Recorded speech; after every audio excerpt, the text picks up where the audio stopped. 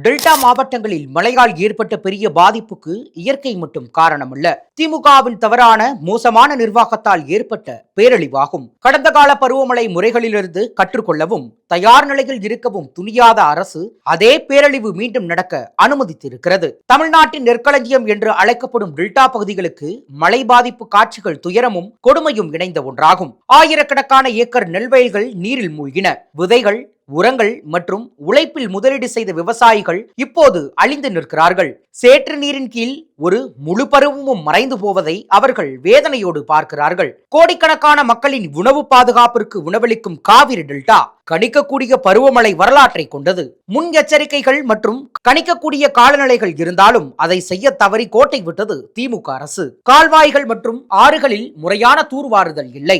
மதகுகள் மற்றும் நீர் வழித்தடங்கள் மோசமான பராமரிக்கப்படுகின்றன. நீர்நிலைகளில் ஆக்கிரமிப்புகள் அகற்றப்படவில்லை. பருவமழைக்கு முன்பே பலவீனமான கரைகள் பலப்படுத்தப்படவில்லை. நீர்த்தேக்கம் மற்றும் அணை திறப்புகள் மோசமாக திட்டமிடப்பட்டன. மாவட்ட அளவிலான முன் எச்சரிக்கையில் முழுமையாக தோல்வி. அரசின் அடித்தளமில்லாத பணி மிதமான மழையை பேரழிவு தரும் வெள்ளமாக மாற்றிவிட்டது.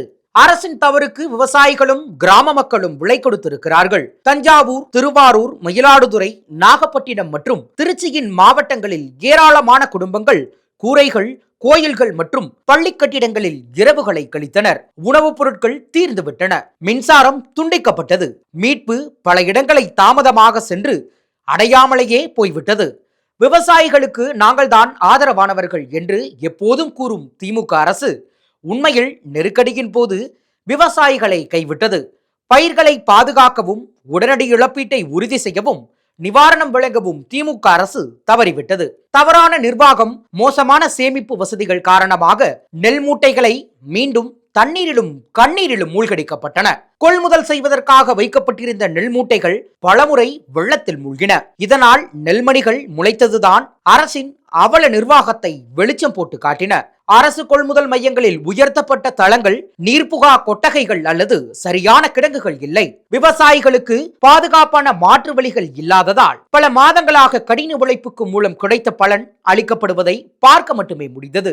மூழ்கடிக்கப்படும் ஒவ்வொரு நெல் மூட்டையும் தானிய இழப்பை மட்டுமல்ல, அது ஒரு விவசாயியின் வருமானம், நம்பிக்கை மற்றும் கண்ணியத்தை அழித்து விட்டது.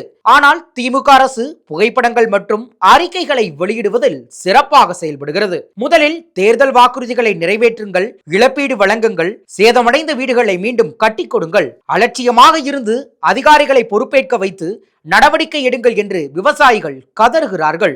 ஆனால் திமுக அரசோ வழக்கம் போல மௌனம் காக்கிறது. இயற்கை பேரழிவு என்று பழியை போட்டு தனது தோல்வியை மறைக்க அரசு முயற்சிக்கிறது. ஆட்சி மாற்றம் ஏற்படும் வரை முன்கூட்டியே திட்டமிடல் இல்லாத வரை டெல்டா பகுதிகள் தொடர்ந்து நீரிலும் விவசாயிகள் கண்ணீரிலும் மூழ்குவதை அரசின் துரோகத்தால் மூழ்கிறது என்பதே நிதர்சனமான உண்மை.